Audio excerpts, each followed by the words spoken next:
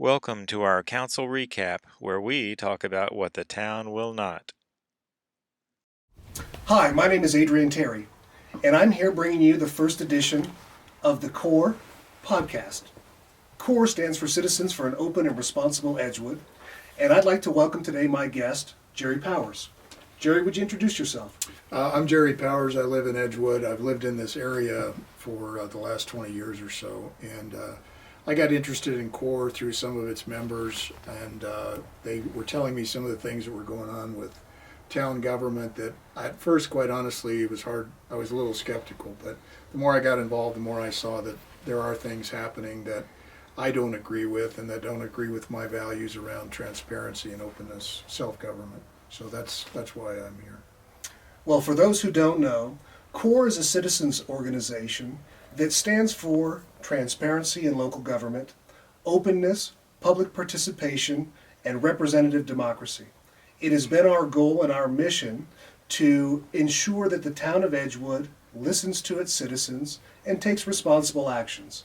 Obviously, not everybody is going to agree on what the best course of action is in any particular scenario, but all that we ask is that the dialogue and the discussion is fair and open. Is that something that you would support? Absolutely. I think I have a lot of faith in citizens to self-govern, and that's what the founding fathers were set up our form of government for. So if they follow the rules and follow the procedures for openness and transparency that's been outlined in government for the last 200 years, then at least you can get a fair debate and an open discussion, and the citizens can make up their own mind. Now, Jerry, have you had an opportunity to go to a town meeting yet? I have. I've been to several. And what have you seen so far? Well, I was kind of shocked. I have been involved. I saw a meeting where there was open hostility from some of the counselors and the mayor toward other counselors who were bringing up what I thought were very fair points, asking for more information regarding the paving of Church Street and some of the other things that are on the agenda for the town. So I've been really noticing even a greater slide toward less openness since I started attending meetings, which has only been 3 or 4 months. And we would encourage all citizens to come to town meetings and to participate and to interact with the elected officials of this community. But of late, there's been a change in how the town is receiving public comment. Before we begin the festivities, I'd like to just one more time run over these guidelines we're trying to work under for our meetings. At the request of the public, town staff, and members of the governing body, in order to expedite business and conduct a more efficient, orderly meeting, the guidelines listed below will be followed at Edgewood Town Council meetings. Guidelines for the public is asked to remain silent throughout the meeting so all attendees can hear what is being said.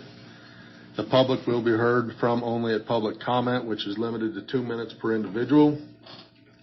If a member of the governing body wishes to hear from a member of the public seated in the audience, the mayor will ask the remainder of the governing body whether they wish to hear from the individual. If there is an objection, the member of the public will not be heard from. The public is encouraged to contact members of the governing body prior to the meeting to express their opinions and concerns, which will enable the governing body to achieve its purposes and expedite business. Cursing, name-calling, and any type of verbal abuse will not be tolerated. If recording devices used by the public are interfering with the quality of the sound of the meeting, those devices will be required to be turned off. So I've been the recipient of the 2-minute warning, and I've actually been cut off mid-sentence, which I think is overdoing it. These new rules have just come in, and they seem to be geared, he says, toward a more efficient and orderly meeting. But you don't want an efficient, orderly, closed meeting. At least I don't. I mean, CORE is all about openness. So in order to be able to have meaningful input, the town needs to be encouraged to do that. And the item on the agenda that he's talking about, where citizens can have 2 minutes to discuss something, is at the beginning of the meeting. And he's asking people to call their individual counselors if they have comments.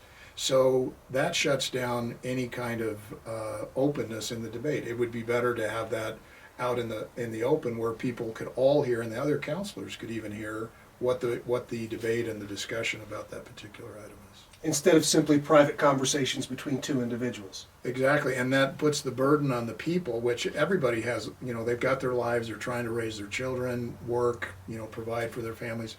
And you don't need to make it more difficult on them. If they have to call every counselor and the mayor before the meeting, that's 5 phone calls, when you could just stand up at a meeting and ask a question and have it answered. And hear from everyone on the council about their particular position on it. Well, I'll give you another point on that one. I've had the opportunity to review the town's website, and I noticed that in times past, there used to be phone numbers listed for the elected officials that were actually personal numbers, a number you could reach them at. Now, I'm not positive if this is true for all of the elected officials, but without exception, the first number listed for each of them today is the number for the town office. Exactly. So that if you want to call your counselor, you end up calling the town.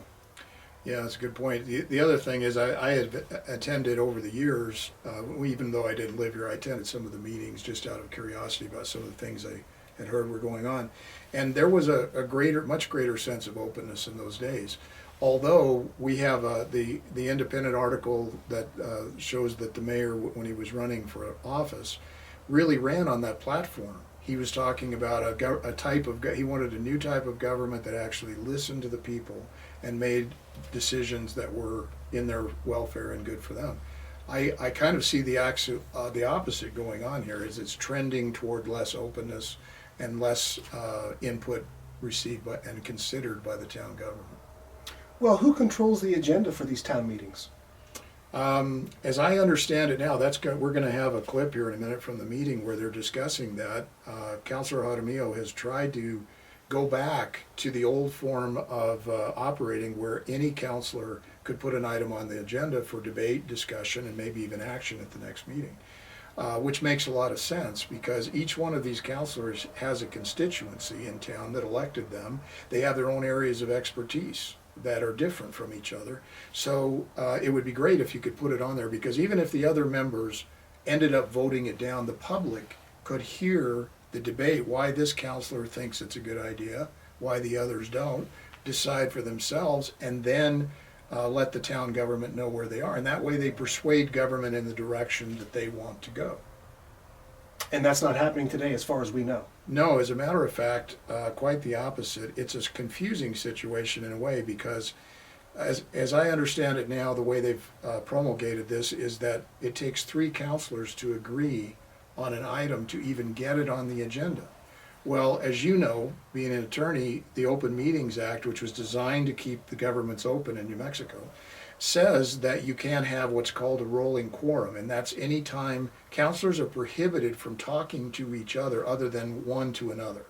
You can't even take 2 people talking together and then one of those get on a line later and talk to a counselor and arrange an idea. And that seems to be what's happening here, because how else are you going to get 3 counselors to agree on an agenda item? You need them to talk about public business in private in order to get it back in public.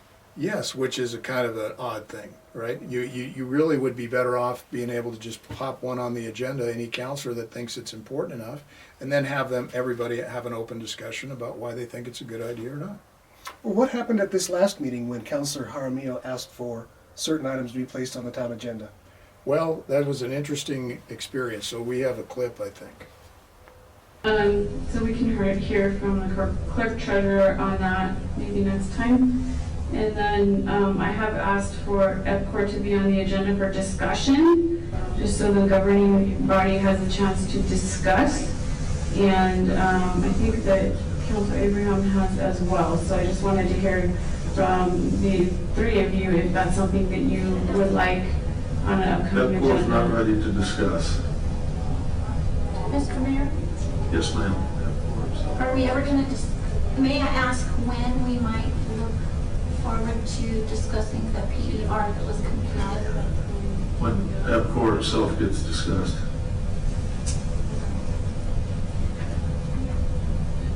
Do you know how that's going to be done? No, I don't.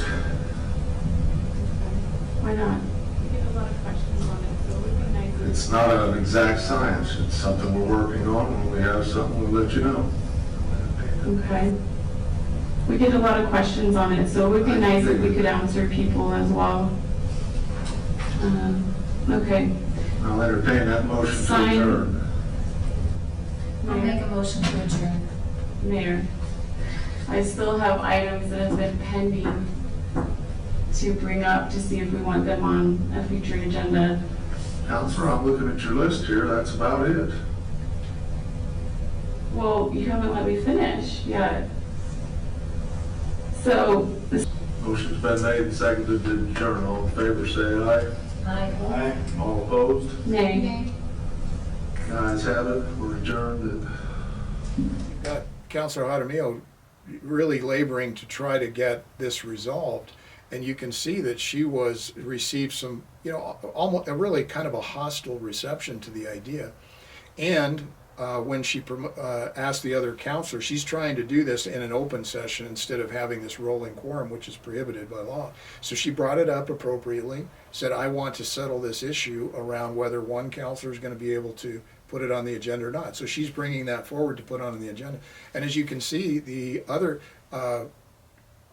Counselor Abrahams supported the idea. But the other two and the mayor were just kind of silent. Well, Abrams actually said he didn't like the idea.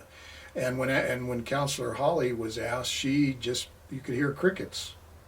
There was no comment one way or the other. I'd like to see the counselors take a position and explain why they think it's not a good idea if it's not a good idea. So we Sure. understand the reasoning. And it seems that Councilor Jaramillo enumerated a number of issues that should be brought forward and put on the town agenda in order to allow the public to become informed about some of these issues that are really fundamental to how the town operates today and what its future prospects look like going forward. Yeah, that would be great. We have a clip here of one of the town members, Ray Seegers, who's using his 2 minutes to talk about openness and transparency. So maybe we could play that. Yeah, we are seen to be lacking more transparency than ever in my experience as long as this town has existed. I'd really like to see that come to an end. People approach me, and I'm talking about since we had the meeting on EPCOR, over 20 people have said, well, I thought that issue was dropped. We're no longer considering that. Well, my digging around shows me we are considering that, but that's what the public knows. And I think the citizens of this town have an absolute right to know what's going on. And I think you should work very hard on getting the word out and being transparent. So here you see he's talking about how people have come up to him. The EPCOR thing is one of those things that has completely been swept under the rug. There was a meeting back in July of last year, as you know, where there was really a hostile kind of reception. It was overwhelmingly against taking over EPCOR, and we have the article in the newspaper, which we'll put up in a minute, where the newspaper reporter is confirming that it was overwhelmingly against, in the town's opinion. So ever since that happened, the town has really gone dark and on this issue. So we have asked for public hearings. I personally asked to have a couple of public hearings. This is a situation where the town is being asked to go into debt for what they say will be $14 million. But you can see by some of the bar graphs that there's a history, a very bad history of condemnation actions. Now, not purchases, because those are friendly, they're negotiated. Voluntary. Right, and the town is proposing to condemn EPCOR and take it through hostile legal action in which they have to pay enormous legal fees. The town itself is saying their legal fees may be $4 million. Well, you can see by these bar graphs that the anticipated cost of condemnation is usually about 50% of what it ends up being. And we have a perfect local example of that in El Dorado. El Dorado near Santa Fe, wanted to take over the water system, and so they didn't want to sell it at the price they were offering. MREP didn't, so they ended up filing condemnation actions, and it ended up costing them literally twice. It's very weird how they anticipate one cost, but it always ends up being 200%. Maybe it's to sell the idea to people. But when you actually see the results, El Dorado now has the highest water rates in the state. Isn't that amazing? A little community like that has the highest water rates in the state. Well, another issue I think that is critical to the town's perception that it could run a public utility is whether or not they have the capabilities to actually do so. And I noticed it was interesting in the last meeting that Councilor Jaramillo noted an example out of Moriarty where they run their own water utility, and there seemed to be a number of findings in their audit report in terms of their ability to properly collect and charge on customer accounts. Yeah, if I remember what she said, it was over $1 million discrepancy in the amount of water that they were supposed to have sold and what they actually sold. So yeah, I don't favor government operation of any enterprise because I've been involved with business for all my life, and I have seen that there's an inefficiency factor which, as a thumbnail, you can use about 400% less efficient. It'll either cost 400% more to do the same job, or they'll provide 25% of the services at the same price. So it's a rule of thumb that kind of works. So we were talking a little bit about EPCOR, and one of the things I noticed I got these bar graph clips from the National Water Association, who has done exhaustive studies on this. One of the things that really shocked me was that according to the legal process in condemnation, if you fail to take over the town utility, you're still liable for not only your legal fees, but for EPCOR's legal fees, which can run in the millions. So that happened in one particular case, and maybe we can put that clip up.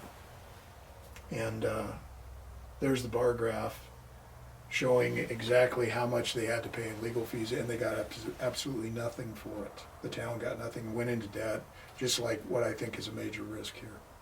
So once the trigger's pulled, and once the town officially announces condemnation, that's why we're trying to get the public to get information and input now, because once that trigger's pulled, we can't get out of it without paying the other side's legal fees, which could be horrendous for the town.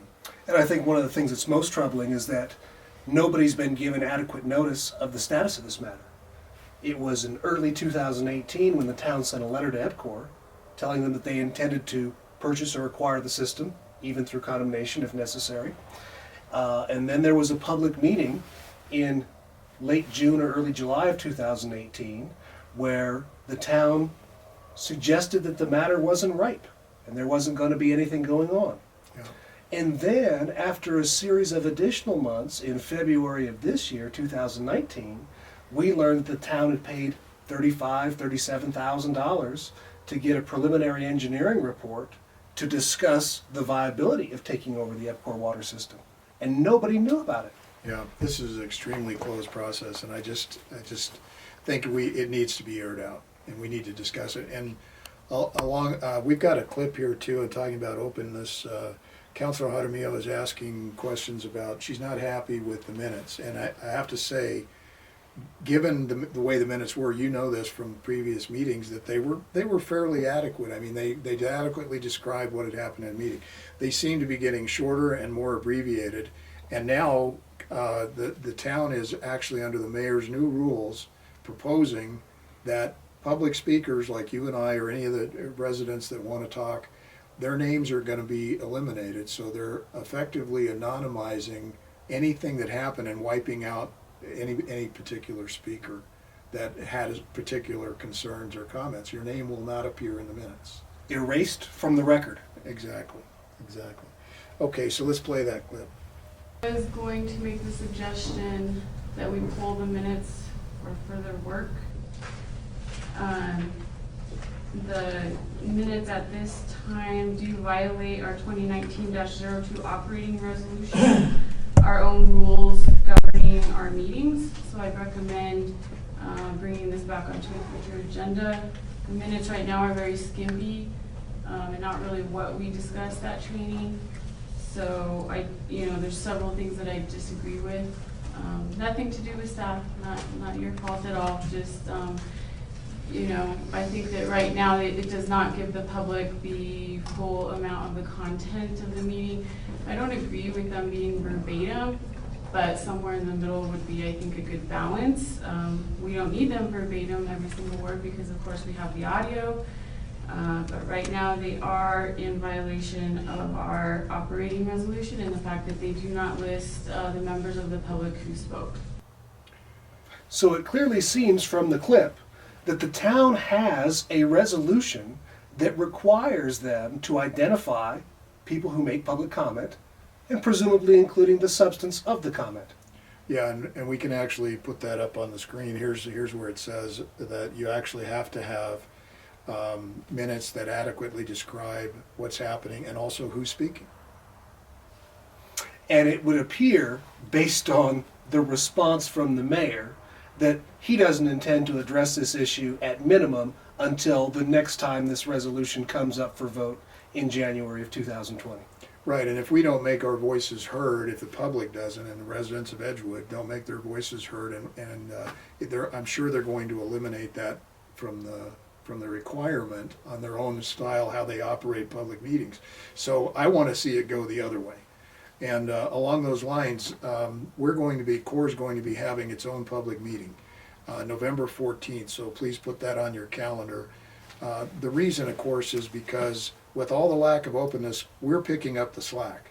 So we're video live streaming public meetings, the council meetings, and they're also recorded where you can access them off the eyeonedgewood.com site.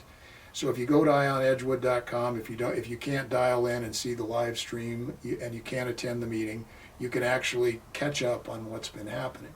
And then each time that there's a council meeting, we'll be having one of these podcasts to kind of do what we've done, give the highlights. Not everybody has time to sit through the whole thing, which can be, it's 80% boring and then 20% horrifying. So, it's good just to see the highlights. So please put that on your calendars for November 14. And speaking of that, you can go into the eyeonedgewood.com site, and there's a petition that we formulated against the hostile takeover of the town utility, the water company. And part of the reason that I'm against the EPCOR takeover is just dollars and cents. At the end of the day, the town wants to spend or incur debt of $14, $15 million or more, depending on what the legal fees could cost, to purchase a water system that we already have. And it's working perfectly. It's working very adequately. I don't have any complaints. I'm a utility contractor, and I have installed systems. I've actually operated systems.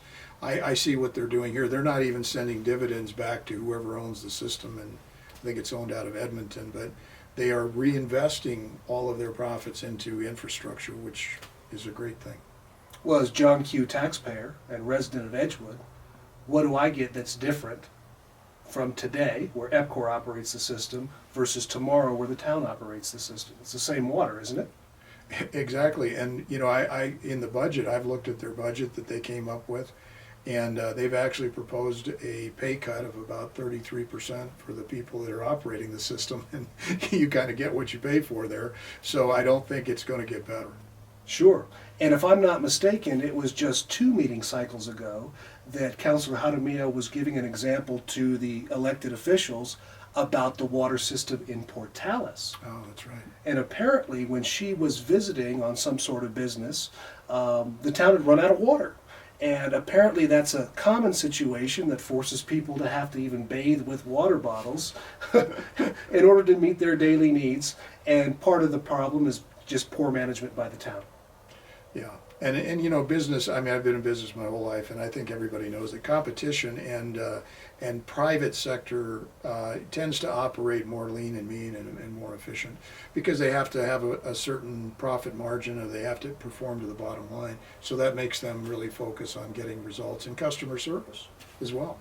Sure, and another thing about a private water utility is they're regulated by the Public Regulation Commission, which provides oversight and protection for consumers in the rendition of those services. If the town owned the water company, that certainly wouldn't be the case.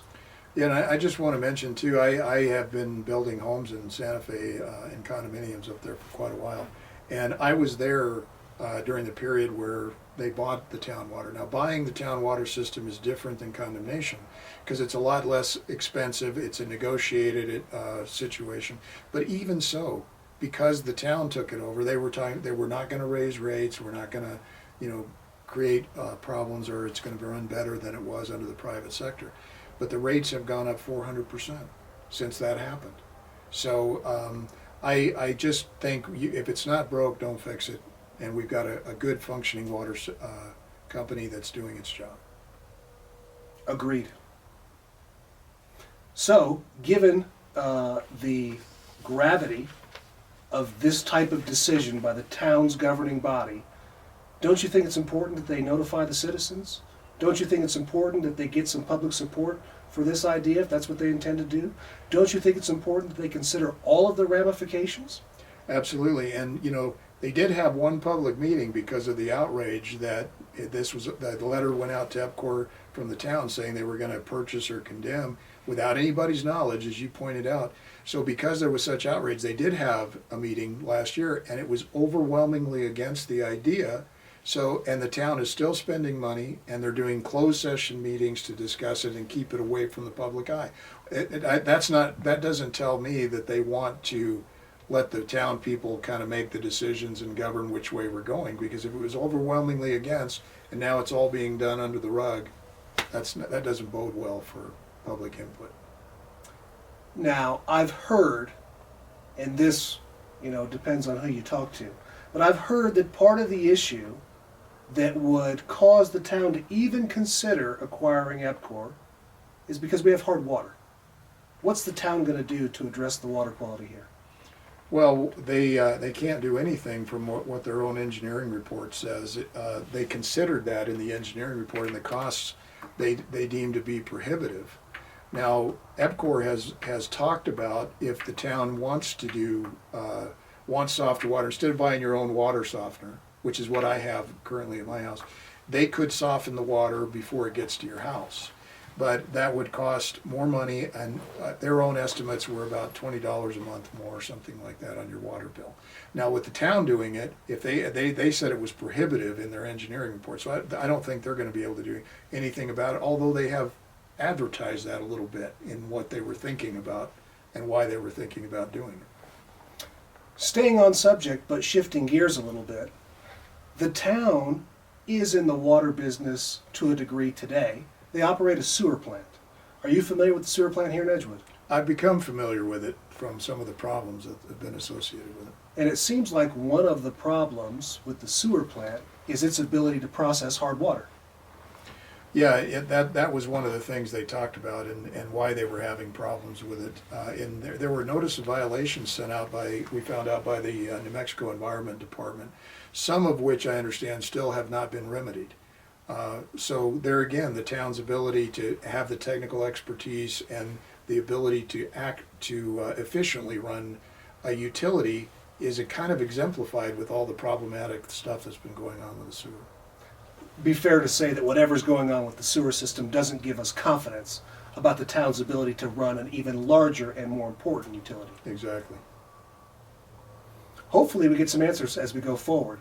But this public forum that we're going to have in November is a great opportunity for us and the public to come, to learn about the issues, to become informed, and to find links and sources for information going forward.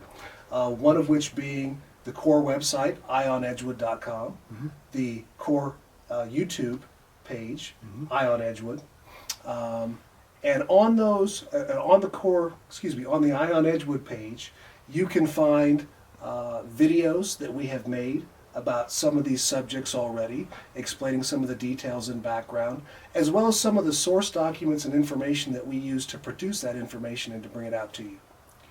Well said, and I think I want to really encourage people to come to the November 14 meeting, and the reason is because the town has made it so difficult for people to have input that when they see information, and I know this from myself, when you see a lot of information that looks like things are going wrong, but you don't have it, there's nothing you can do about it, it's just aggravating. Whereas if you actually have a plan where you can do something and you can voice your own opinions and formulate a plan to actually have a good outcome instead of the way that things are currently going. And that's what we expect to happen at the November 14 meeting. We want people to come.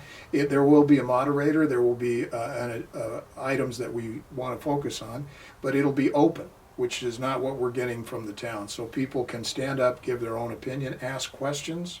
We can debate and express opposing ideas and hopefully come to the best kind of resolution that we can agree on as a path going forward. You're offering more than 2 minutes, you're saying. I am. That's fabulous. We won't have the stopwatch on you when you come. What are some of the topics that we're going to cover at the November 14th meeting?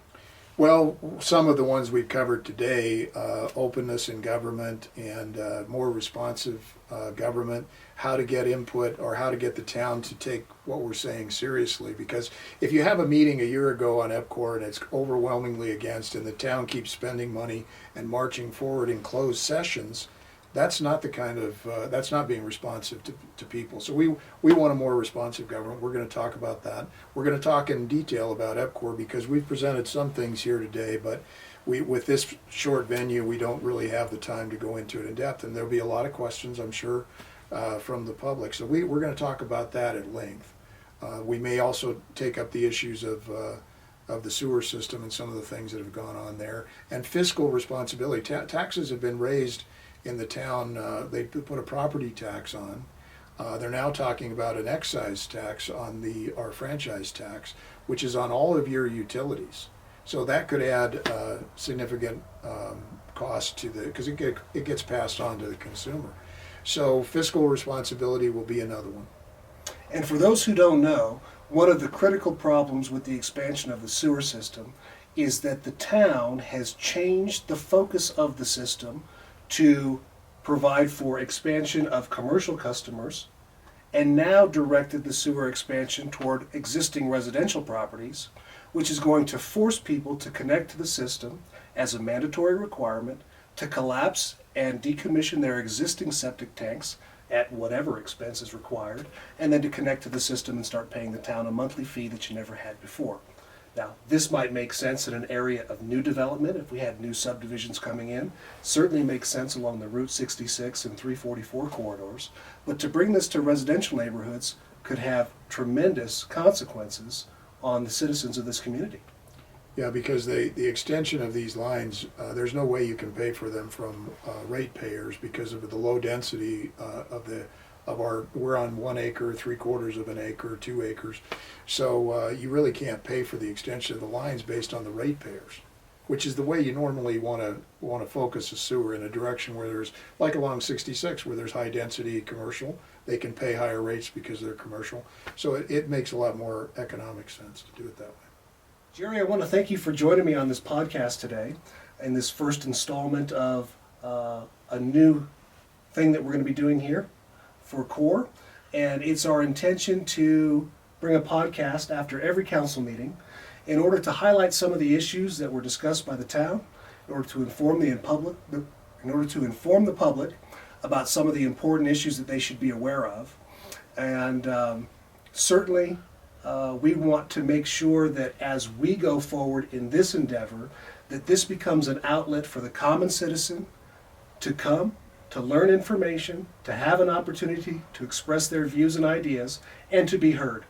And that's also the goal of the public forum that we're going to hold on November 14th, is to create an opportunity for people to come, to ask questions, to be heard on the issue, and to feel like they can make a difference in this community.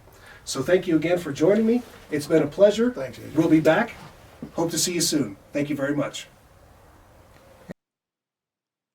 Thank you for watching and being involved. Please subscribe if you want to see more analysis of our local government.